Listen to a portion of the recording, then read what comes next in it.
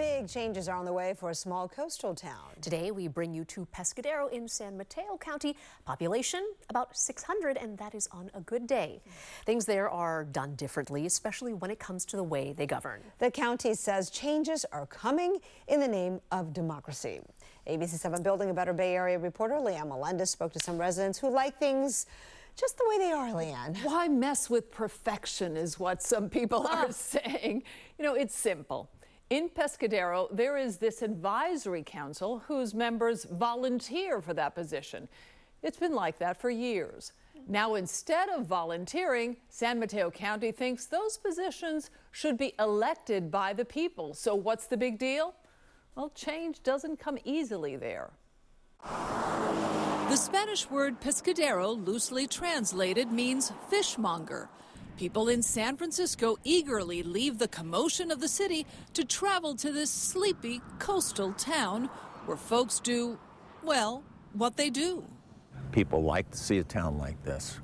If you notice down the main street, there's no center line, and we just wave people around. So you can double park like that for, 15 minutes, and people just go around you. If we had a center line, the visitors wouldn't know what to do. Outsiders are tolerated on weekends and in the summer months.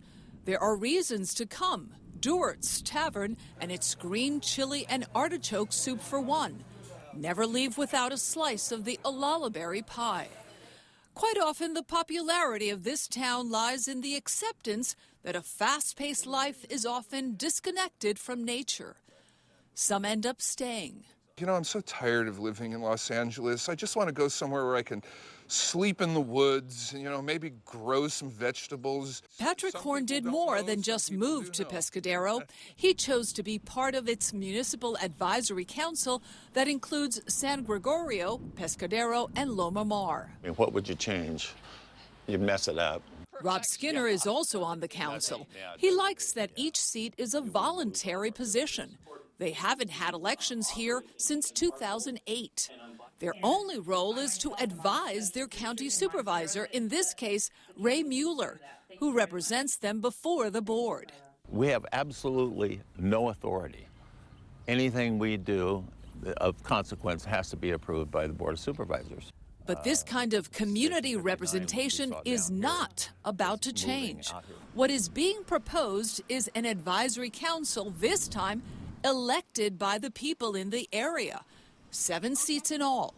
Mueller believes having elected advisory council members will give them more credibility before voters as they tackle big issues like the housing crisis and the push for more affordable units. I need to know that I have community members who've been elected to weigh on those decisions by the community, have talked about those issues with the community, and that's going to give it more import at the county when we go ahead and move forward with those plans. But the farm workers can't afford to pay for the food that they grow. They live in sometimes squalid, undignified conditions. Horn anticipates running for the same seat he now occupies. I think it's a great idea.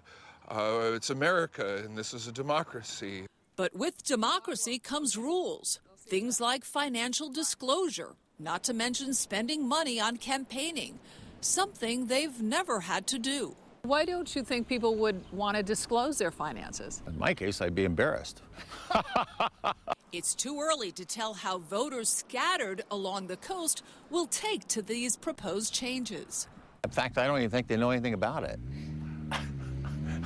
We don't have a newspaper. There's no real communications here. Word of mouth. Bill Bishop, who owns an art gallery in town, had a few suggestions. Like everybody talks to everybody. And the coffee shop is a good place to learn things. What is the most exciting thing that has happened here in ages? This might be it. Well, yeah, this might be it.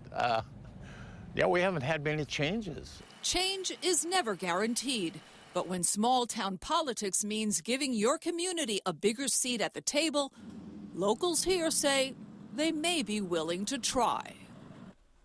So in November, residents there will be asked to vote on 2 matters. First, should these seats be elected by the people? And 2, if the answer is yes, who would you vote for? I don't even know if they're going to get 7 people to run for these seats. I love local politics. But even that, those 2 questions seem so simple compared to the rest of the Bay Area. I know. It's refreshing, though. They should just decide over some artichoke bread and a lullaberry pie. Lovely. I give it a thumbs up. Yep.